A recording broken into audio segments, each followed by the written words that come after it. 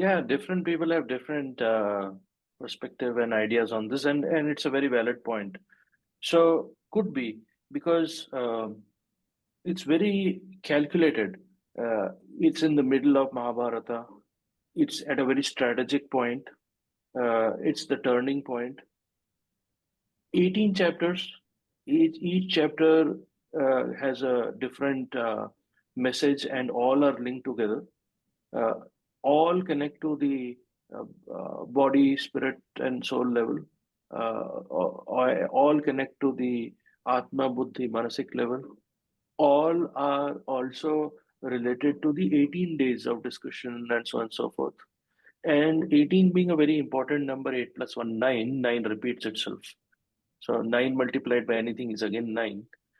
And then we have all our yugas and cycles. If you see the four yugas and the calculations of their durations, everything adds up to 9. So there is a connection there also. And then um, it seems that this was provided by the wise ones, and always all the teachings, ancient Indian teachings, if you see, are primarily all the Upanishads are in a dialogue manner, a dialogue between a teacher and a student. And this is also in a dialogue manner.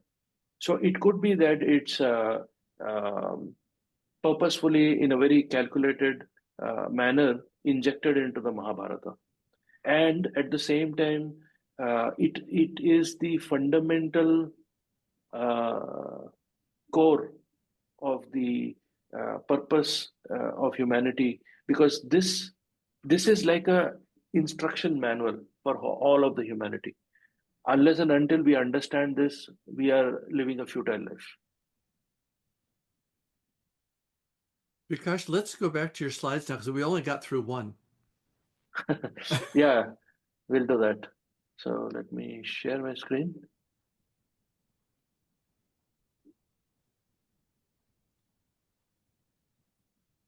Okay, so now,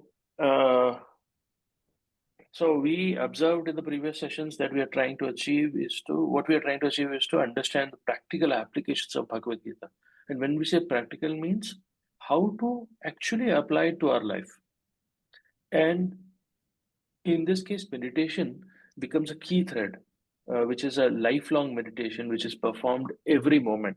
So we have this lifelong meditation while we are doing our day-to-day activities. We are going to office, we are working in the kitchen, we are meeting people, whatever we are doing, at the back of our mind, every microsecond, we have this meditation going on. On the other hand, we have the other meditation, which is on a specific time during our day or night, whichever is suitable. So here we have the next very interesting slide, which is from Ashtavakra Gita. Now, Gita actually means a song, and Ashtavakra was a very wise sage.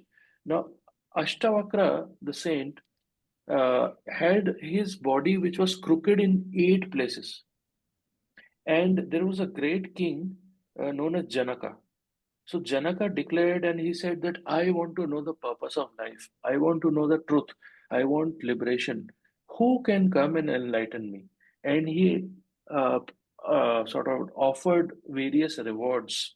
Uh, Many renowned scholars were enticed, but nobody was willing to provide this answer because they didn't have the answer completely, and nobody succeeded. And one after many months or years of search, finally Ashtavakra came forward.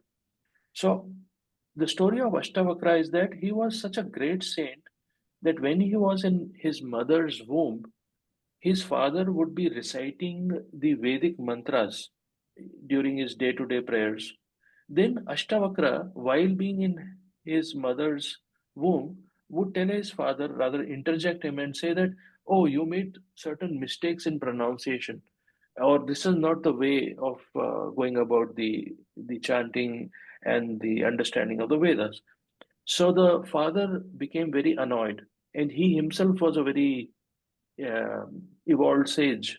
So he had certain powers, and he sort of cursed his son while he was in his womb that you become crooked in 8 ways. So imagine how his body was, and he then goes to the court of the King Janaka, and then he assures him that yes, you will get the final answer, and complete liberation will happen. And then he says, he starts his teaching by saying, if you detach yourself from body and abide in consciousness, you will at once become happy, peaceful, and free from bondage. So, right now, as we speak, if we are able to apply this, so right now you will become happy, peaceful, and free from bondage. But how do we detach ourselves? So that's the key uh, core exercise which we need to do. But if we are able to detach ourselves from our body and abide in that consciousness, what will happen is while we are alive in this body, we will reach liberation. And that is also known as Jivan Mukti. So that is the aim, that is the goal which we need to achieve. So Jivan Mukti would happen or liberation would happen while we are at the body, right now, in this life, if we are able to achieve this. Now, the question is, how do we detach ourselves? How do we process? How do we proceed? So Bhagavad Gita provides a very detailed roadmap for that. In Bhagavad Gita, we have chapter 2, which talks about the Samkhya Yoga, and then we have Karma Yoga. So from chapter 2 to progression to Karma Yoga in 3, then progression to Bhakti Yoga in chapter 12, then progression to Raja Yoga, and then progression to Jnana Yoga. So this will lead us to the complete detachment and Jivan Mukti in this life itself. Now, what exactly is uh, Samkhya Yoga? So we understood initially that everything is temporary except the reality. So there has to be discrimination between self and non-self. So that discrimination comes to us that uh, what is real and what is temporary, what is worthwhile, what is self, what is non-self. And then from there, we reach the Karma Yoga. Now, Karma Yoga is one must have dispassion or detachment for one's personal goals. And in Karma Yoga, you kill all your personal desires. That is, we need to become selfless. And one must give up complete selfishness. So, this itself is a very big step in our life, which needs to be taken. If this is not taken, then no progress further is possible. So, my life or our life is not about I, me, mine. It's about larger things. It's about the people, it's about the world, it's about the community, it's about service to the deity, service to all, service to one consciousness, and so on and so forth. That is Karma Yoga, where you are detached from the results and goals of your actions and your personal ambitions, and so on and so forth. And only performance of duty is there. So, what happens when you live your life like this? When you do only the performance of your duty, being detached, then Chitta Shuddhi happens. Chitta Shuddhi means purification of the mind.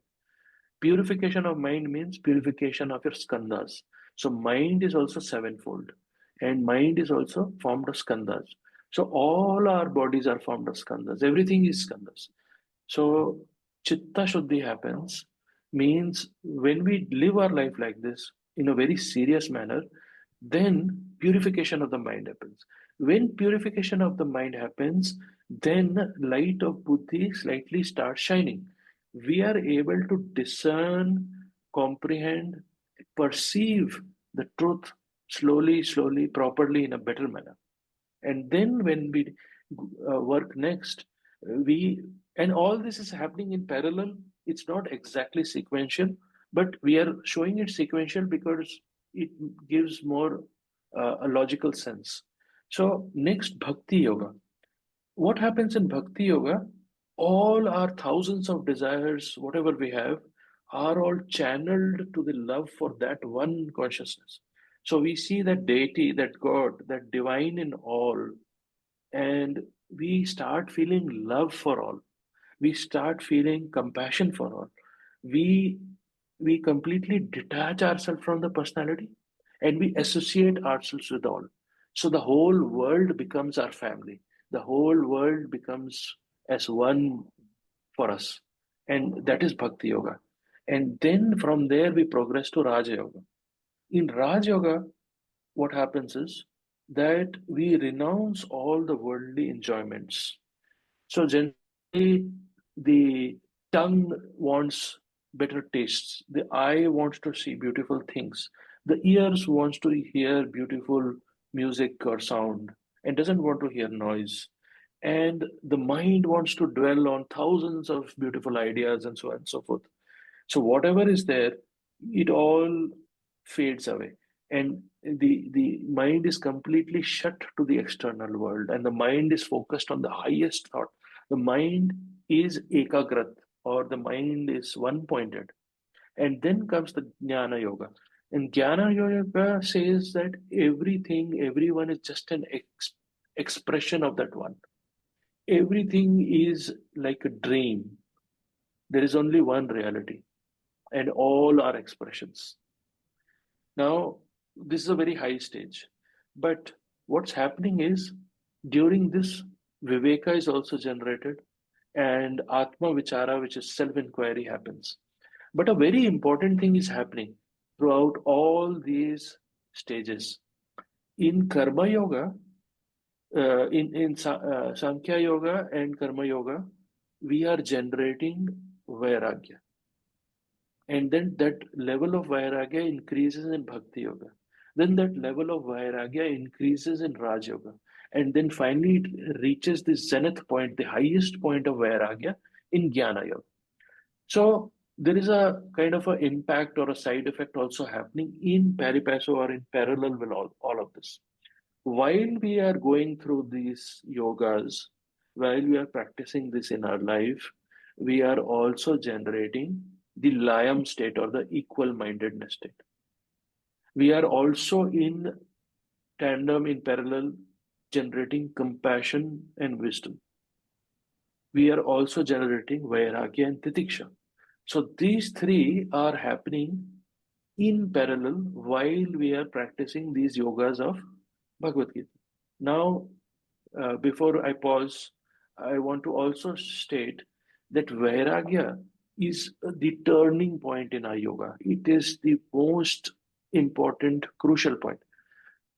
Initially, the student has all the theories and understanding of the theories and the texts and the scriptures, but once a certain level of realization arises in the student says that, look, enough is enough. Now I have to take charge of my life. Now I have to actually live that life, and I have to make sure that every moment of my life is worth it.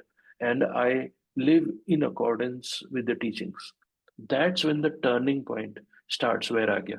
And then we have, as we said, the path of Vairagya, which follows all these yogas, which leads to four stages of Vairagya. And after this slide, I'm going to pause for thoughts and questions. Four stages of Vairagya. So, first is disengaging the senses from action, and then comes the keeping away from desire, completely desire free, zero desire. And Ashtavakra says in his Ashtavakra Gita, if you are desire free, you will become happy instantaneously. It's like right there you'll be happy. Then stilling the mind. Ekendriya, you're bringing all your senses merging into the Raja of the senses, and the Raja of the senses mind is focused on one thought, and that one thought itself is there and nothing else. And then you completely free oneself from cravings and desires. The fourth, the highest state of Vairagya, which is connected to Jnana Yoga, which we saw on the last section, is Para Vairagya, supreme detachment. In this, even a thought comes which is related to either some desire, some craving, some emotion, some sensual desire, some achievement, or anything, any lower thought other than that highest thought which you have kept in your mind when you were generating the state of ekindriya, uh, you renounce that thought. You have no attachment to that. Then the next sub level in Paravairagya comes where you are able to observe all the thoughts arising in your mind. And you are even able to observe the gap between thoughts. This is highest level of meditation, wherein you know that this is the current thought. The thought has birth, the thought has life, the thought has death. Then another thought comes. The thought has life, birth, life, and death. But in between, there is this gap. You are able to observe that gap and be in that gap. And then comes the state of our awareness, wherein even a birth of a new thought which is going to happen, you are aware of the birth even before it arises, and you selectively renounce it. So I'll pause here.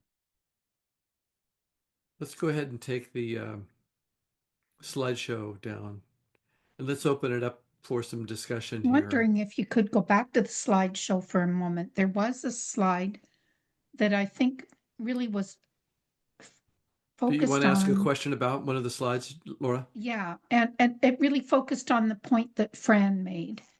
And I wanted to go back to it, if we could.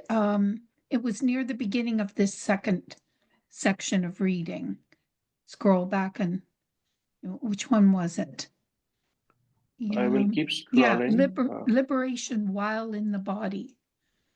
Okay. I think that I think that contemplating that really good points to answering Fran's question of what do we do with this chaos. It's not about getting away from it. It seems to be able to have this liberation while in the midst of all this chaos. This seems that all the other slides that come after this one are pointing to that idea that we can have peace even while in the midst of all this. Well, it's interesting, Exactly. Laura. It's interesting, Laura, that this question and this point that you're bringing up corresponds very much with what we were reading in Ava's book with the Theosophical Therapeutics. Yeah. Because she was kind of drawing from the writings of Patanjali and some of the things we learn in the key to Theosophy about human nature concerning the idea of a witness position. So we talked about this in a previous meeting. Human beings have the capacity to witness their own lives, to evaluate themselves as if they were something that was outside of themselves. So that's really the definition of self-consciousness. We're able to perceive ourselves as an object of study. So what's interesting in what Vikash is presenting here and in the questions that were being asked is that if we recollect the simple power we have to withdraw from our own personal life, albeit temporarily, maybe for 10 seconds, maybe for 3 minutes, maybe for 5 minutes of review, or maybe, in a focused discipline of meditation where you just say, for the next 5 minutes, I'm not going to think about myself and all the things I got to do. I'm going to take my mind off myself. Or if you want to be kind of Pythagorean about it, you can say, for the next 5 minutes, I'm going to look at myself as if I were somebody else. As if it were my mother watching me or my friend watching me. What would he or she say? Well, those are acts of withdrawing from the body. Because I think it's really important to get away from the term body. It's getting away from the sense of being a separate self. That's even more important, I think. The body is just representative of the whole milieu of a separate self. Because, even if you could disidentify with your body, which is a pretty big thing to do, if you identify with all your likes and dislikes, with where you were raised and your language that you use and friends and family, you really haven't gotten that far in terms of getting into the witness position.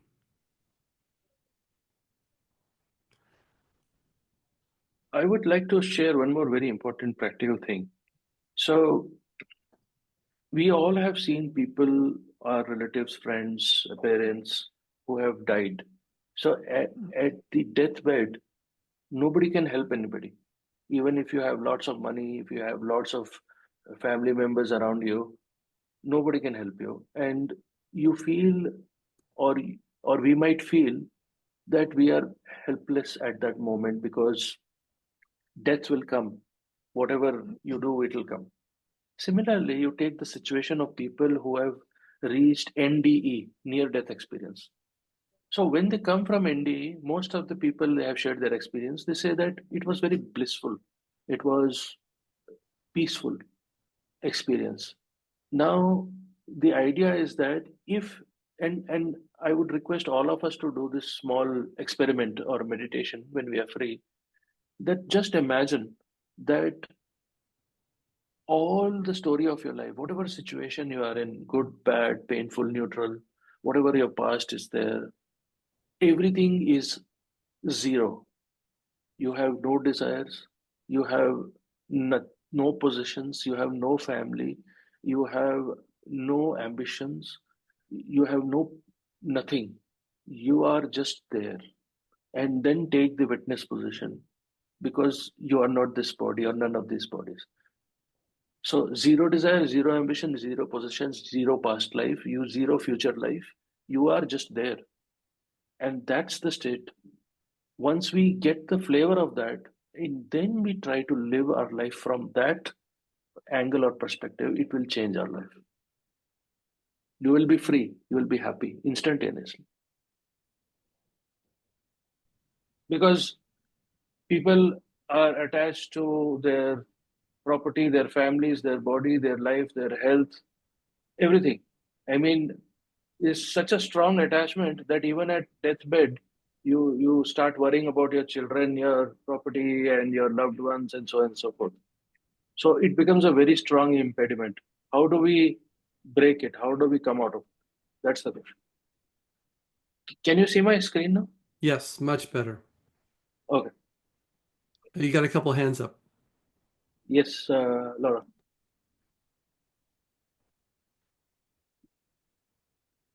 That I think that the noise in the lower manas can be made quiet is when someone needs our help.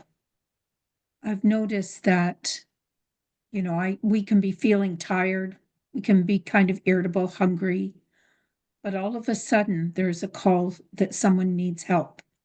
And all of our tiredness, all the noise, all the crankiness we might be feeling, all the noise in the head disappears for that time. And which I think is why Theosophy puts so much emphasis as well on service, because it is through serving all that we discover that oneness of Brahman that is within ourselves, that we are. Yeah. Yes, yes. Any other thoughts? Well, if anyone else would like to, before you go to another topic, I've got a suggestion. Yes. Well, there's two parts to this. First of all, the answer to that question, it seems to me would be in the external world, age-related. That is, it's going to have one kind of answer for a child, another kind of for a baby, another one for a child, a teenager. Take the 10-year segments or 7-year segments or 14-year or 20-year segments, and they all end up having slightly different answers to that question. But the common thread between them, it seems to me, to be twofold. One, the experience and maturity of that person in understanding the nature of pain and why it comes to them. A baby doesn't know why it might be hurting if it got its arm caught in a crib or something like that. And the adult immediately knows what that is. And if they break the arm, they, have a cause-effect relationship and can deal with that however their inner maturities would handle it. So that's one thing. And then the second thing is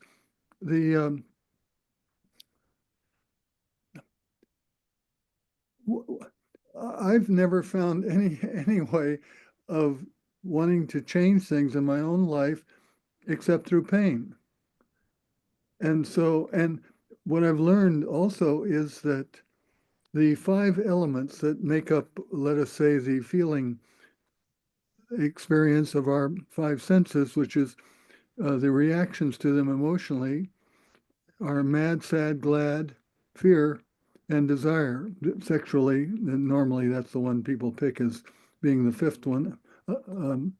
But so those 5 things are kind of in one psychological setting, sort of cover the ground of the options available to us emotionally. But if you imagine that all 5 of those are also opportunities to know that if you're feeling those states, they're opportunities to change in a beneficial way. That's all. Yes, that's right. Because every opportunity, every situation in our life is an opportunity wherein we can learn, and it is highly precise, mathematically accurate, provided to us by the law of karma in order for us to realize something. Yes, Jerry. I wonder if we really even know what attachment means. I question that. Let me give you an example.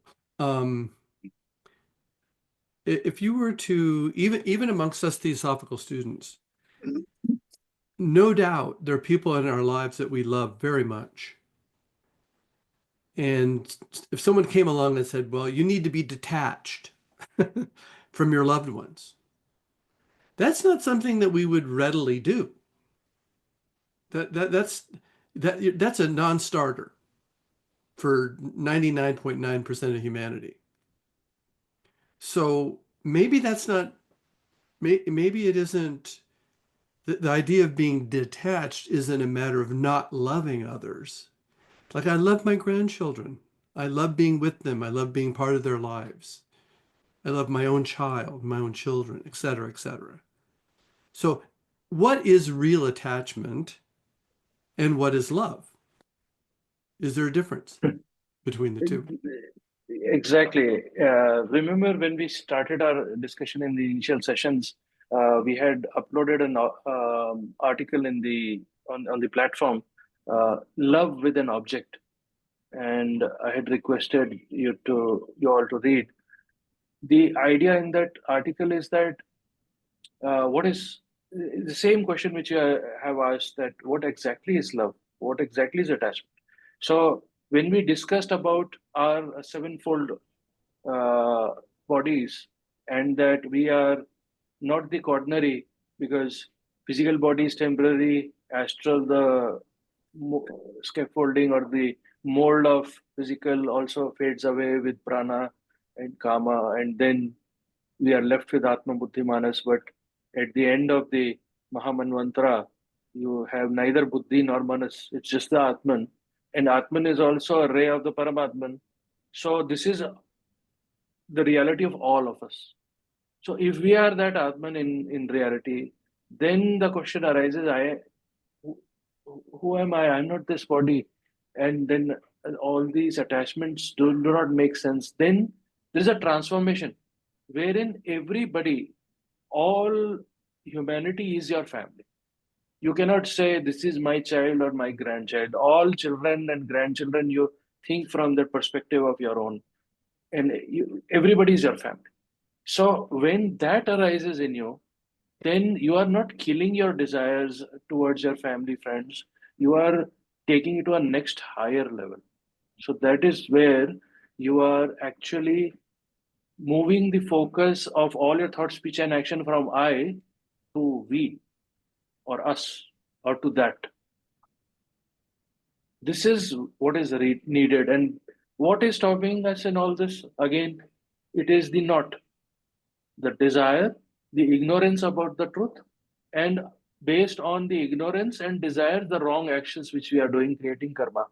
So this knot is getting tighter and tighter and tighter and tighter in every life, and we are getting stuck, as if the spider which creates the web around itself and gets stuck. So this is our state, very pathetic state, even though we are that, and we forget it. So now the practical question is, how does one become devoid of attachment? Now that we know all this, this is our theory, but then how do we come out of it? Then yoga, the sage Vashishta and his theory about yoga says realization of oneness of Brahma. And this goes back to a very important point which we should not miss, which is that at the time of death, the last thought which we have, that dictates our future life and future lives. And what is that thought? And it is said that if we, even if we are not able to realize in our entire life the truth about life, but if our last thought is about oneness of Brahma, that everyone is Brahma, including me, and everyone is that, if we have this thought itself, even if it is just a theoretical thought, that also will take us too far and in a better life, in a better situation. But the whole idea is that throughout this life, throughout pain, pleasure, which is both suffering, every situation of our life, if we try to realize and if we are able to realize this, then it will change our entire setup, our entire outlook, our mental setup, and everything. Now, this goes back to the idea which we discussed, that we are not none of these bodies, and we are Atman, and we are that. Yes, Laura. The meditation that Judge often spoke of, where we think about our family and the love we have for them. And then we think of our neighbors, our friends, our enemies, and so on. He just keeps adding to that circle and making it wider and bigger in this idea of love.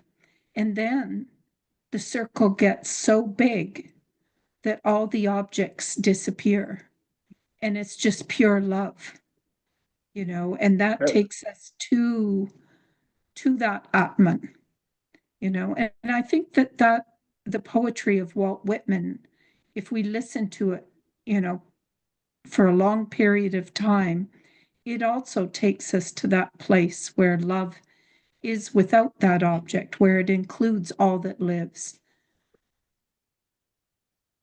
Correct. Now, let's say there is a person in your life who is having a lot of destructive emotions, let's say anger, and he or she irritates you a lot, maybe your neighbor, friend, colleague at office, or whoever, and you do your best in whatever way, but still that irritation and anger comes in you. And then you have to practice this oneness of Brahman, and you have to practice compassion. How do you do that? It becomes really difficult. But if at the back of your mind you have that deep down in the heart of that person who is creating this disturbance for me, is that spark, which is the Atman. His real nature or her real nature is Atman itself. It's the outer covering, the various sheets which are actually not in equilibrium or creating this disharmony, which is, and the basis of all this is ignorance. If he or she had the knowledge or a glimpse of the truth, he or she would not behave in such and such manner. But during all your transactions, worldly transactions, truly deep down in your heart, you have love and respect for everyone equally, even for that person who is irritating or is providing or is showcasing destructive emotions. You may deal with him or her in a professional manner or a diplomatic or a appropriate manner in that situation, but still you will have that lot of respect and love for that person only because their true nature is the Atman. So that changes the entire dynamics. And then what happens if we start living our life? What is the transformation that happens? That is mentioned in the chapter 2, shloka 55, 56, and 57. We become sthita pragna. Sthita pragna is a person who is completely a muni, a sage, equal minded, completely at peace, come what may. So I would request somebody to volunteer to read these three shlokas.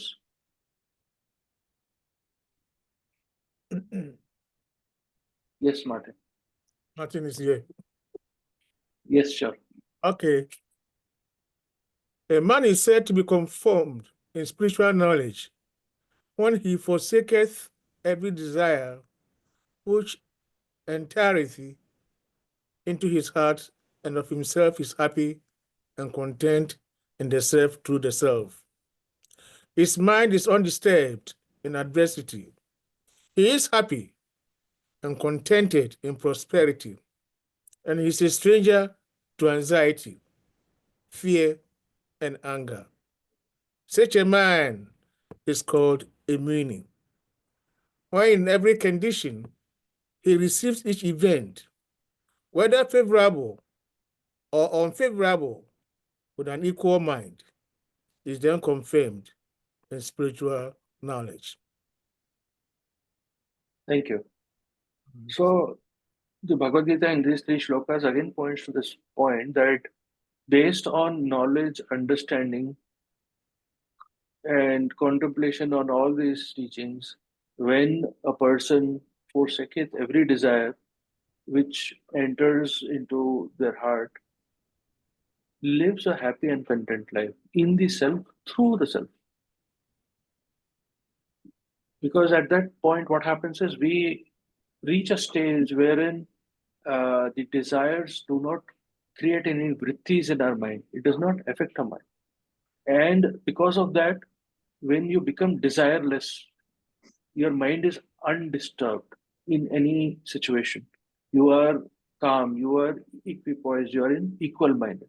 That's when happiness and content and peace arises, and you have no fear. So once you really realize this doctrine that you are none of these bodies, and what's the reality based on law of karma and reincarnation and all that we have discussed, there is nothing to fear, because whatever happens in life is most appropriate, and there is no anger towards anybody.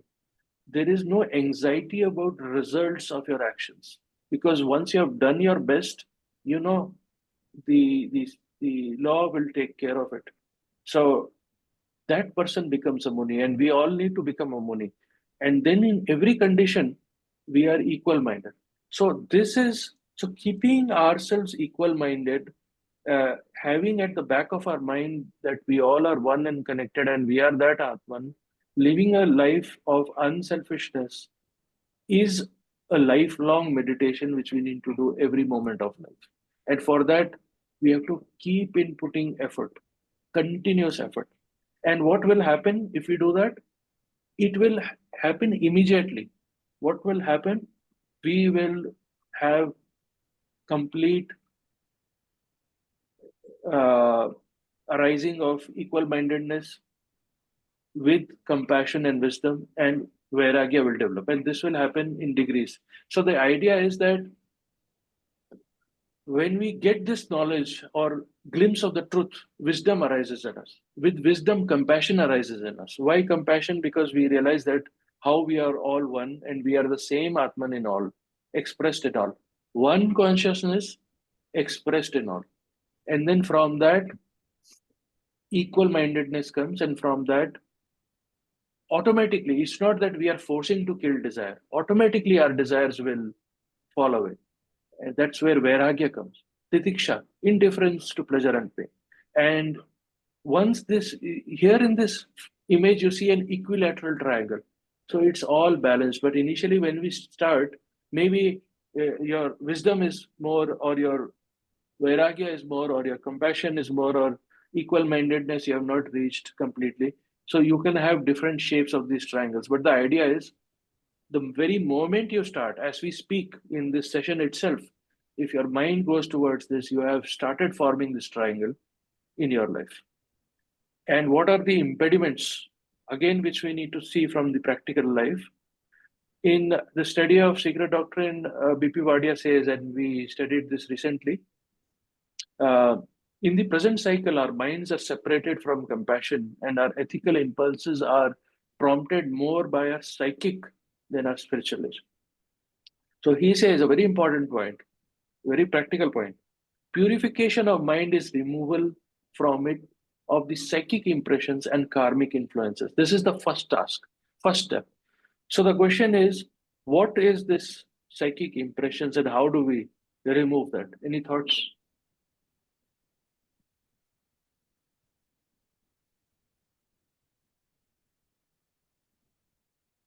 Any idea what is psychic impressions?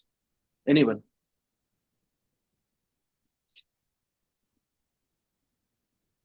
So The thoughts it's, come to mind, yes, a myriad of thoughts. And in the voice it talks about how, that whole army of thoughts and that has been planted in the field and then must be slain. It grows into an army, and that they all must be killed out. Is that the psychic impressions? yes, that's one aspect of it. Yes, Ray, please go ahead. Ray, I think you're on mute.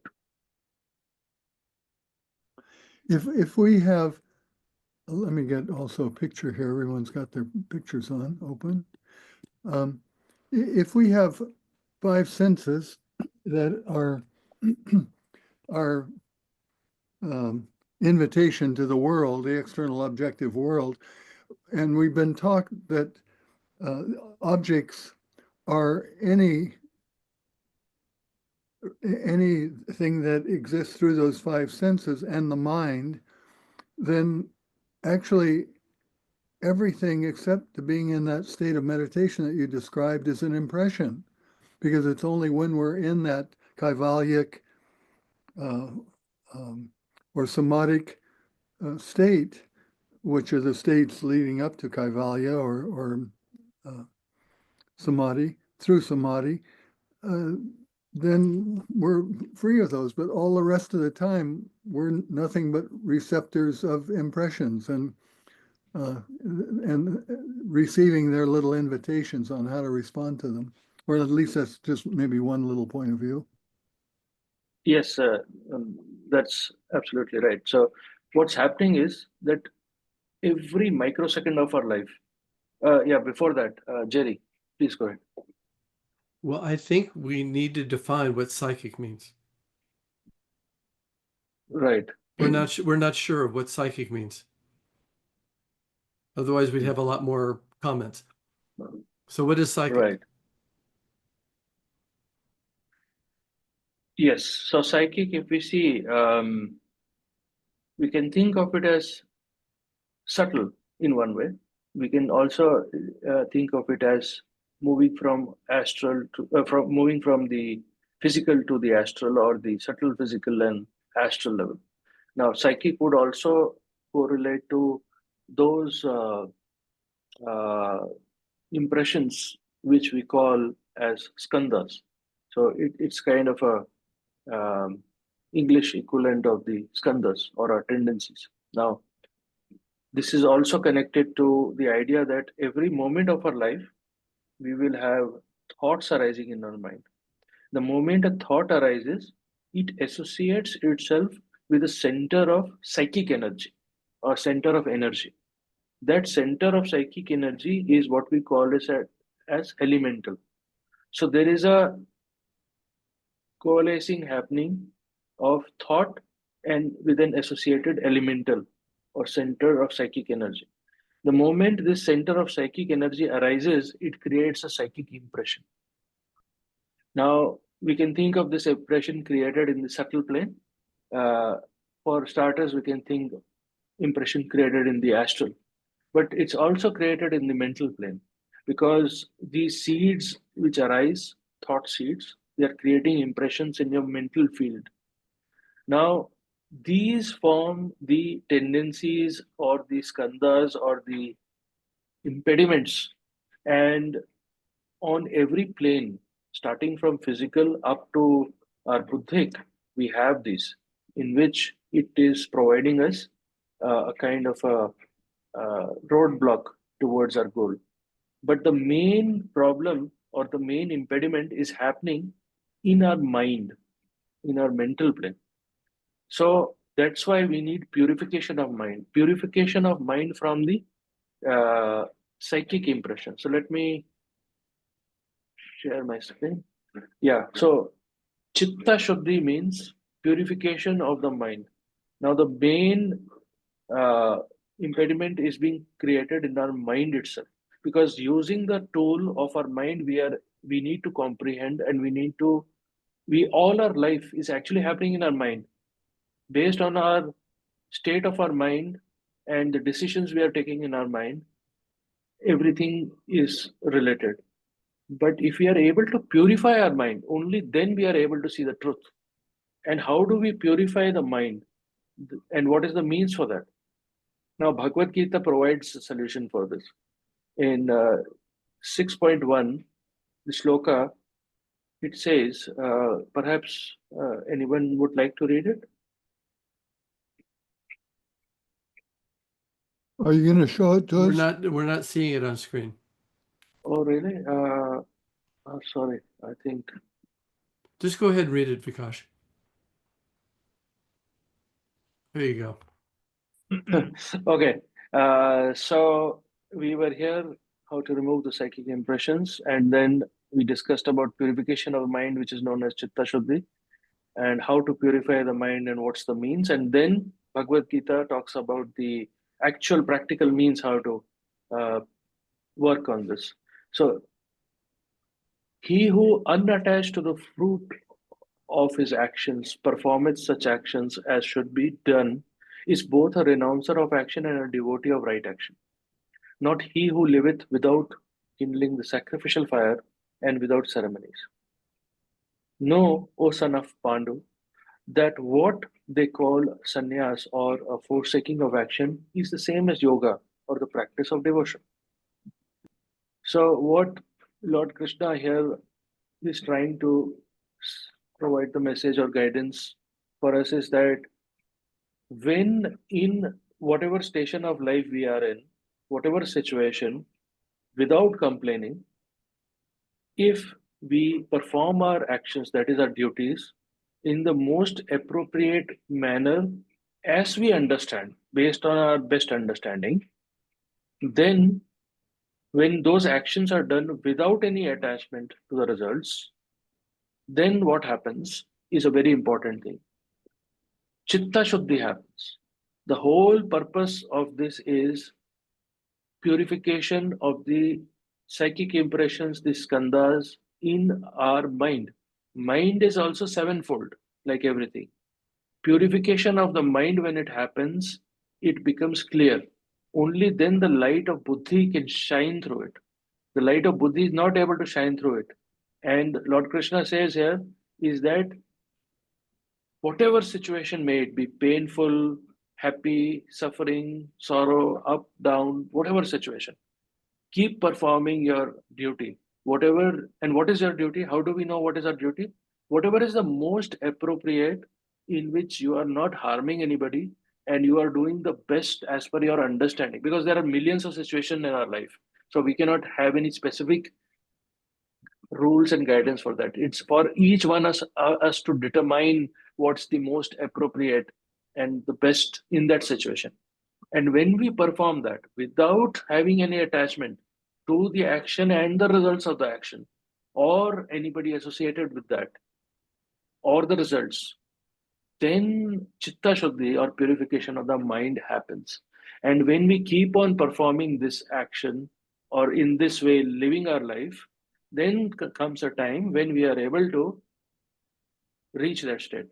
But then Bhagavad Gita also says that in parallel, mind is hard to restrain, but it may be restrained. And Krishna emphasizes Vairagya as a means to control the restless mind. So you see, there are so many things in parallel happening. So in practical life, we have to think of all these multiple teachings, multiple tracks. And then Mundaka Upanishad says renunciation, Vairagya, as we discussed, is a means to attain the supreme truth. And now comes a very important guidance provided by Adi Shankaracharya, which is provided in Viveka Chudamani. I would request someone to please volunteer and read the English part. Action is for the purification of the mind and not for the realization of the truth. The truth is known by means of inquiry and not by means of even crores of actions. While actions cannot result in liberation, when done in a spirit of dedication to God, without expectation of fruits, they purify the mind. Among the four kinds of actions, obligatory, regular, and occasional actions are the ones that should be done. Only he whose mind is pure is fit to tread the path of knowledge.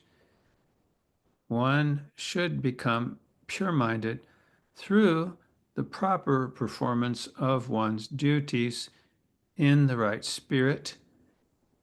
Resort to a guru, hear the truth, reflect upon it through reasoning, steadfastly meditate upon it, and thereby realize the truth and become liberated. This is the path made known by the Scripture. May all of you understand it, duly tread it, and attain blessedness. Thank you.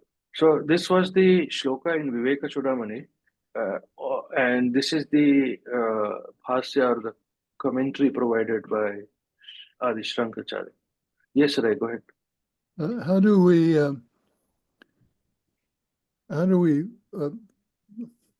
get our guru? Yes, that's Resort a to very a guru. good question. Yeah. So here it says purification of the mind, and action is for purification of mind, as we just discussed. So what happens is, to answer to your question, we need to go to page, I think, 167. Jerry, if you have, I have the Secret Doctrine. So 167 exactly answers this question, I believe. It's 167. Yes. So 167 says, in Secret Doctrine, lead the life necessary for the acquisition of such knowledge and powers, and wisdom will come to you naturally. Whenever you are able to attune your consciousness to any of the 7 chords of universal consciousness, those chords that run along the sounding board of the cosmos, vibrating from one eternity to the another. So, if we lead the life necessary, and Bhagavad Gita provides us that, how do we lead the necessary life? By performance of our duties, by having no attachment to the results and the actions, and so on and so forth. Only then acquisition of such knowledge and powers will happen, and wisdom will come to us naturally. And once we purify our mind, once we lead that necessary life, then we become ready. And when the student is ready, the master is always there. The guru is always there. So the guru is nothing but our higher self. It is not some person outside in this world. It's our higher self itself, the bird sitting quietly on that upper twig of the tree.